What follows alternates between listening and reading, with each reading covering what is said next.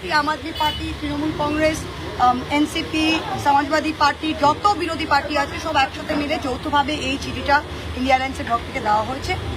আর আমি আরেকটা জিনিস বলতে চাই যে বাংলার মাটিতে এখন প্রত্যেকটা জায়গায় আমরা বিজেপিকে একটা জিনিস প্রশ্ন করতে চাই যে আপনারা জিতেছেন, খুব ভালো, লুট করে হোক যাই করে হোক আপনারা জিতেছেন। আপনারা বলছেন আপনারা মানুষের রায়ে জিতেছেন, খুব সুন্দর, আমরা তা মানছি যে আপনারা মানুষ ভোট দিয়েছে, আপনারা জিতেছেন।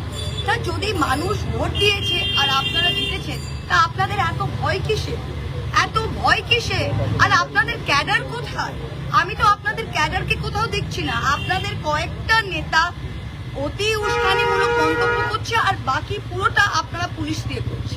জেলার এসপি এখন জেলার ডিস্ট্রিক্ট প্রেসিডেন্ট। আমাকে যদি কেউ বলে যে কৃষ্ণগড়ের উত্তরের জেলা প্রেসিডেন্ট আমি তৃণমূল, এটা বিজেপির উত্তর এর কে জেলা প্রেসিডেন্ট আমি জানি না, কিন্তু কাজ এসপি করে দিচ্ছে। প্রত্যেকটা ব্লকে যাদের ব্লক প্রেসিডেন্ট কে কিন্তু আমাদের জানা নেই, প্রত্যেকটা কাজ তাদের ওসি করে দিচ্ছে।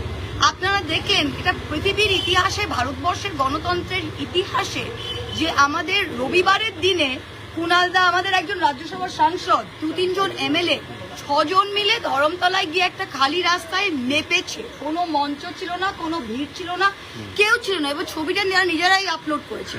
এখন সেটার ভিত্তিতে কগনিসেন্স নিয়ে তাদের নোটিশ দেওয়া হয়েছে, আইনি নোটিশ। এটা কোন অপরাধ আমরা জানতে চাই। আজকে কলকাতা পুলিশ কমিশনার 21শে জুলাই এত ভয় কি?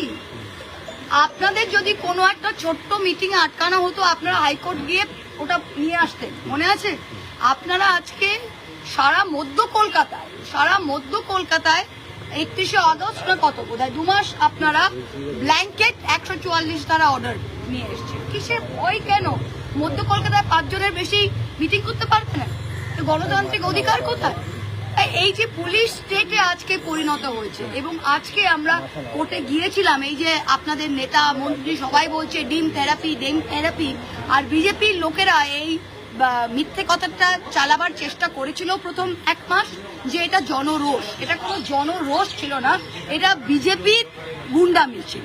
আর আজকে প্রত্যেকটা পুলিশ স্টেশনে গাইডলাইন দিতে বলেছে ডিজিপি, এটা চলতে পারে না। আর আগামী দিন এরা ভাবছি, দেখুন যখন এরা এখন নতুন এসেছেন তো খুব দাঁত দেখাচ্ছে। 1 মাস 2 মাস যেতে দিন, আইনি বিচার ব্যবস্থা তো দেশে এখনো আছে। আমি তো মানবো না যে বিচার ব্যবস্থা একেবারে উঠে গিয়েছে। যতদিন বিচার ব্যবস্থা আছে, কোনো না কোনো দিন আমরা কিন্তু রেহাই পাবো। তাই কর্মীদের বলছি, আপনারা যেখানে সেখানে আজকে কথা, মুখের ভাষা কি, সার্চ করতে এসছে, সার্চ কেন করছে, ওয়ারেন্ট কোথায় বলে ওসব হিন্দি ছবিতে হয়। এসডিপিও তেওরটা আমাকে মুখের ওপর বলছে ওগুলো হিন্দি ছবিতে হয়, ওয়ারেন্ট নিয়ে সার্চ, আমরা এমনি সার্চ করি। কাউকে ডেকে নিয়ে যাচ্ছে পুলিশ স্টেশনে, কেন? বড়বাবুর সাথে কথা বলবে, বুঝতে পারেন ব্যাপারটা?